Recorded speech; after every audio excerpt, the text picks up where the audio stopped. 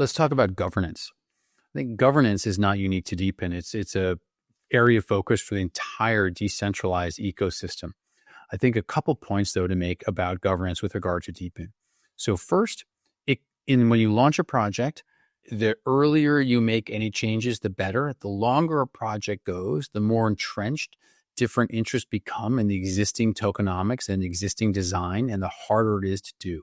We've seen this happen with Filecoin that was tried to increase the stake required to its miners from 30% to 50% and was not able to do so because the miners basically said this will benefit the network, but the entire cost comes on us. You're asking us to effectively raise our price, raise our costs from 30 by almost 80%, from 30% of the supply to 50%. That's a big cost increase that they asked the miners to bear.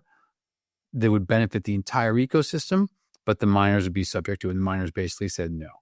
Now you contrast that Helium was able to launch with one token, then initiate proposals to add many other tokens, and then initiate later proposals to consolidate all those tokens back into one. And so that also shows you can implement pretty significant changes. However, do not underestimate the time, effort, energy required to make those proposals, lobby for them, and have them passed. It is a real, work effort to do that.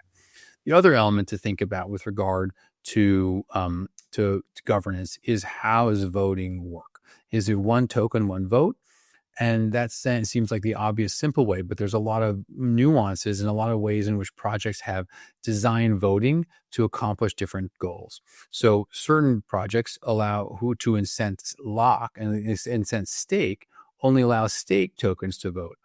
Others think that you should have a long-term interest in the project should be rewarded with more voting power. So the longer you lock up your tokens, the more voting power you have.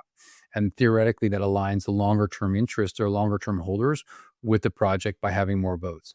Others want to disincentivize whales, large token holders, from controlling the network.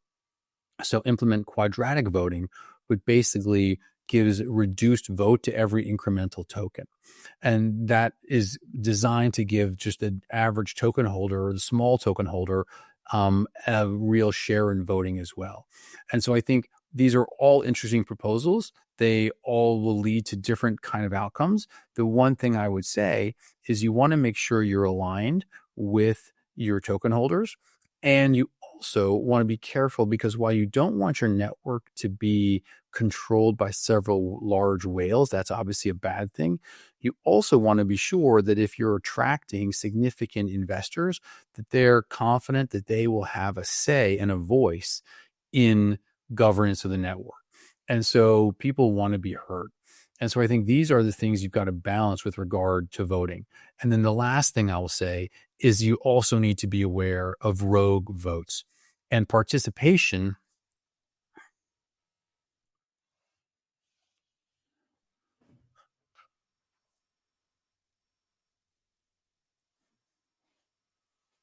And you also have to be aware of rogue votes. Participation level in governance for decentralized autonomous organizations, for DAOs, and for anything token-driven is generally very low, generally in the single-digit percentages. And so the risk is that a very focused group of token holders can, if things are not structured appropriately, can take control and vote self-serving proposals, even as egregious as taking control of the treasury and distributing it to themselves or liquidating it. And so we think their checks are really important to basically protect against this. Fluence implemented a governance committee, which can veto any on-chain vote. And so we think that serves as a very important check on this. But this governance committee is elected by token holders every 2 years. So it is not subject to the same, so it cannot basically thwart the real true interest of the community. It can only, because of this voting, it can be reconstituted every 2 years, but also serves as a check to help prevent any rogue votes from happening. So I think that's an interesting model that's worth considering. But generally, I think we will see over time which of these models proves to be most effective in terms of governance over the long term.